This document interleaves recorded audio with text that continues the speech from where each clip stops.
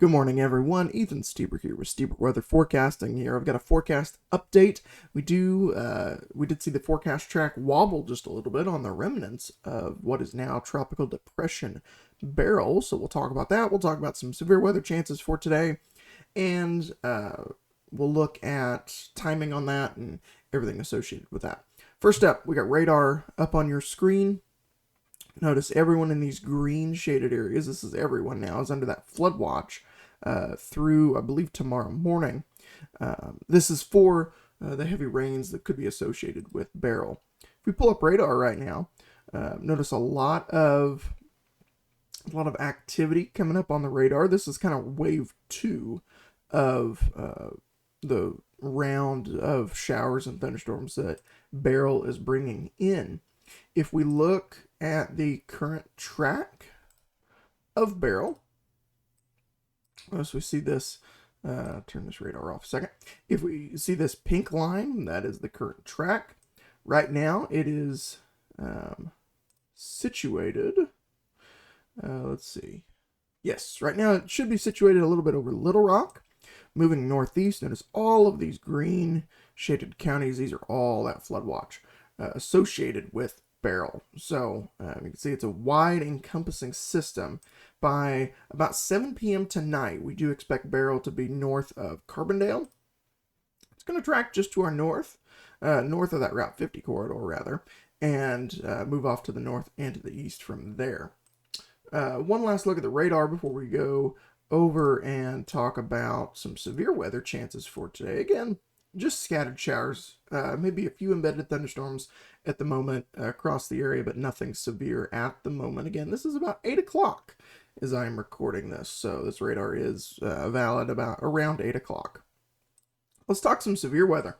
The Storm Prediction Center has moved because that storm track has wobbled a little bit further to the north. We do see a slight risk of severe weather in the area, basically along and south of I-70. Everyone who lives points south of there. We do have an enhanced risk over in southwestern Indiana. That is just a little bit further off to our east, mainly driven by a tornado threat. Sometimes with these tropical systems, they do have a lot of spin and a lot of convection in it, where we do see a little bit higher chance of some tornadoes. I believe Beryl put down above 90 tornado warnings yesterday. So this is a prolific small tornado producer. Nothing really major comes out of these, but there are a lot of brief spin-ups. So looking at the tornado outlook, everyone in that slight risk or along and south of I-70 is in that 5% tornado threat. Again, best chance is off in southwest Indiana. If we look a little closer to home, again, you see everyone is in that slight risk. Then enhanced risk is off to our south and to our east. And that tornado threat as well encompasses everyone along and south of I-70. Again, I think that's where the best chance will be to see anything. I'm not too concerned about this, but it is something to keep an eye on throughout the day. And I'll show you future radar here in just a second what we could expect. Also, damaging wind threat. Anyone in the marginal risk, so everyone in the viewing area, does have a 5% damaging wind threat for today. The Colorado State machine learning probabilities also agree. Notice it keeps a 5% tornado threat for really everyone in the area. Nothing on the damaging hail threat. And the damaging wind threat, it keeps a little bit off further to our east. Let's time this out for you on future radar. I've got two different radar images to show you. First one up, this is the HRRR.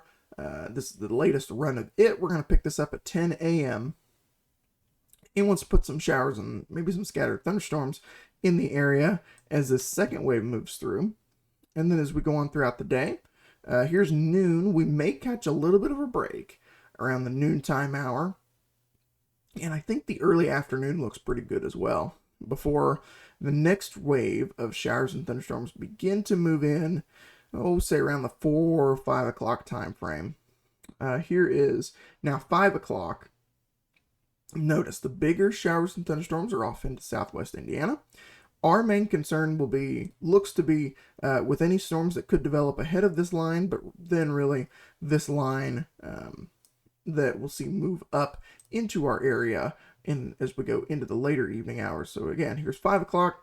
By 6, 7 o'clock, that line of showers and thunderstorms has moved off to the north and kind of started to creep into our neck of the woods.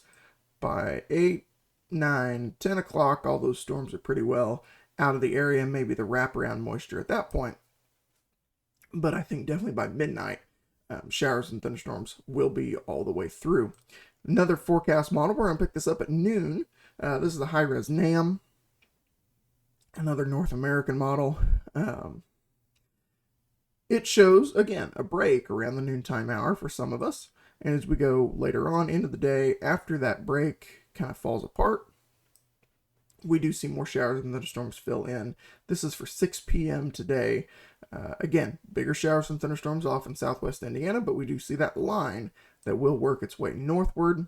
And by 8 p.m., most of us are getting in on some action for some severe weather potential, if not just some loud showers and thunderstorms. By 10 p.m., those storms are really off to our north and to our east. And as we go into the overnight hours, maybe some wraparound moisture before stop this at noon tomorrow or 1 p.m. Rather, those storms are well off to our north and to our east. And the whole rain system has moved that way as well. So I think best timing for this looks to be later afternoon into the, we'll say early to mid-evening hours. Probably picking up somewhere between the 4 or 5 o'clock hour all the way until about midnight.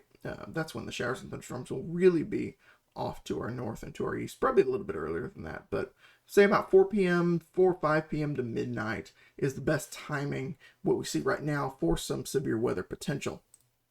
Rainfall, I've got 2 rainfall graphics up to show you. The first one is just the single model output from the HRRR.